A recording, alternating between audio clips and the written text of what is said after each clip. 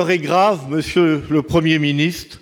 Que resterait-il d'une société où tout ce qui relève de la pensée et de la spiritualité ne serait pas garanti? Quelles dispositions comptez-vous prendre pour que chaque citoyen puisse aspirer à une spiritualité apaisée et que la France reste le pays de la liberté, des Lumières, et ne devienne pas celui de la barbarie et de l'obscurantisme?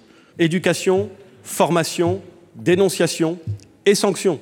C'est indispensable. Sanctions sévères, car les faits sont inacceptables.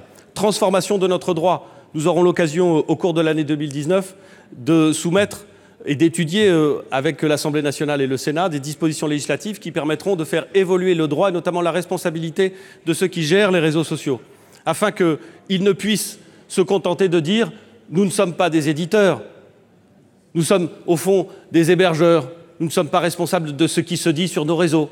C'est inacceptable. Nous ne pouvons pas l'accepter. Il nous faut donc changer le droit communautaire. Nous avons engagé cette discussion avec nos partenaires et sans attendre, changer le droit national. C'est ce que nous ferons au cours de l'année 2019. Viennent de paraître les chiffres du nombre de logements sociaux financés en 2018. Ils ne sont pas mauvais, monsieur le ministre, ils sont très mauvais. Avec moins 20% en Île-de-France, moins 20% en 2 ans et moins 20% en retrait par rapport à l'objectif de 2018. Bien évidemment, tout le monde s'inquiète pour 2019 car il n'y a aucune chance que la situation s'améliore. Vous allez mettre beaucoup de communes dans une très grande difficulté.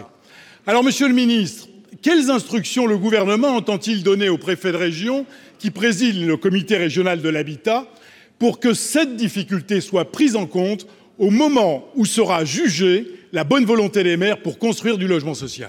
À l'échelle du territoire national, en 2018, on a engagé à peu près 109 000 logements contre 113 000 l'année précédente.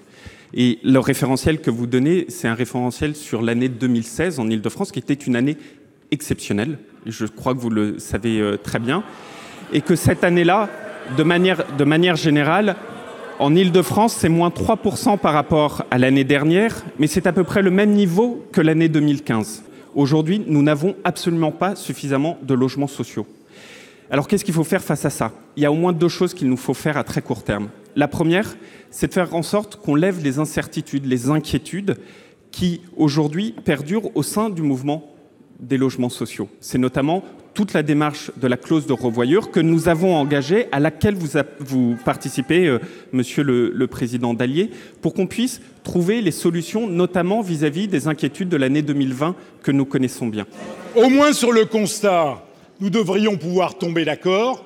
Il y a urgence pour le logement social. Ici, au Sénat, des Républicains au Parti communiste, tout le monde, à l'automne 2017 et à l'automne 2018, vous a dit que vos décisions allaient précipiter le secteur dans une crise.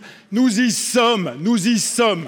Alors, il serait fort de café, monsieur le ministre, que les communes auxquelles vous avez assigné, la loi assigne des objectifs de construction, paient les pots cassés de la politique que vous avez décidé de conduire. Monsieur le ministre, regardez la réalité en face et prenez les bonnes décisions.